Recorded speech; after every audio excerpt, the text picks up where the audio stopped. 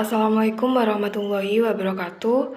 Perkenalkan, nama saya Dian Cahyani Putri, NIM 204105010053 dari kelas Perbankan Syariah 2. Di sini saya akan mempresentasikan makalah tentang teori tabungan dan investasi dalam ekonomi Islam, mata kuliah Ekonomi Makro Islam yang dibimbing oleh Bapak Abdul Wadud Nafis.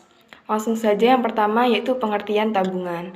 Menurut Undang-Undang Nomor 10 Tahun 1998 tentang Perbankan, tabungan adalah simpanan yang hanya dapat dilakukan menurut syarat tertentu yang disepakati tetapi tidak dapat ditarik dengan cek, biljet, giro, atau alat lainnya.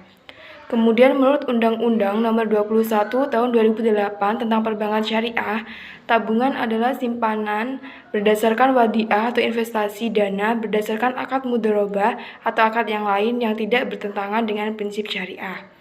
Kemudian dengan menabung kita dapat merasakan manfaatnya, yaitu yang pertama kita dapat terampil mengelola uang, kemudian kita jadi lebih disiplin, kita belajar hemat, kemudian kita memiliki dana cadangan di masa depan, mencegah hutang, menjaga aset, dan lain-lain. Faktor yang mempengaruhi tabungan ada 3, yaitu yang pertama pendapatan, yaitu total penerimaan yang diperoleh pada periode tertentu.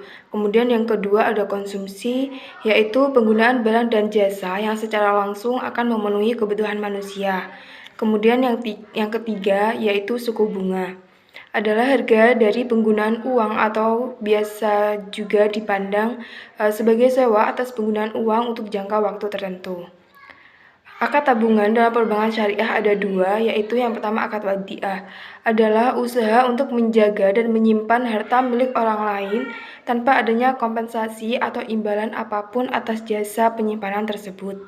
Kemudian yang kedua ada akad mudharabah, adalah akad antara dua pihak orang yang saling menanggung, yang salah satu pihak menyerahkan hartanya kepada pihak lain untuk diperdagangkan dengan bagian yang telah ditentukan dari keuntungannya. Jenis-jenis tabungan perbankan syariah ada 3, yaitu yang pertama tabungan bagi hasil atau mudharabah, yang kedua ada tabungan titipan atau wadiah, dan yang ketiga ada tabungan haji.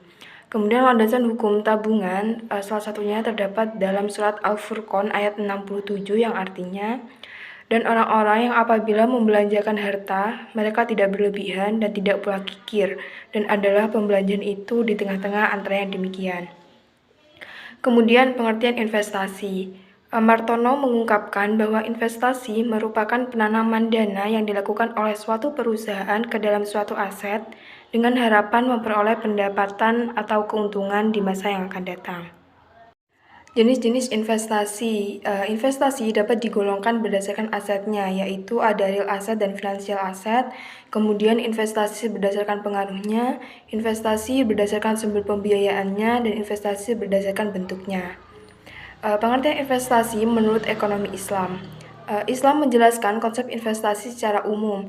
Islam memandang sebuah investasi sebagai pengetahuan juga bernuansa spiritual, karena menggunakan norma Islam sekaligus merupakan hakikat dari ilmu dan amal. Oleh karenanya, investasi sangat dianjurkan bagi setiap muslim.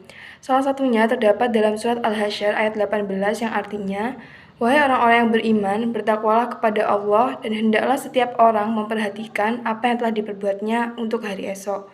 Dan bertakwalah kepada Allah, sungguh Allah Maha teliti terhadap apa yang kamu kerjakan." Prinsip investasi yang diajarkan Islam jelas mengandung norma-norma yang terkait dengan syariat Islam agar dapat dipatuhi oleh para investor atau penanam modal dalam melakukan investasi. Di antaranya tidak mengandung unsur judi, maisir, waror, atau ketidakpastian dan dilakukan atas dasar suka sama suka.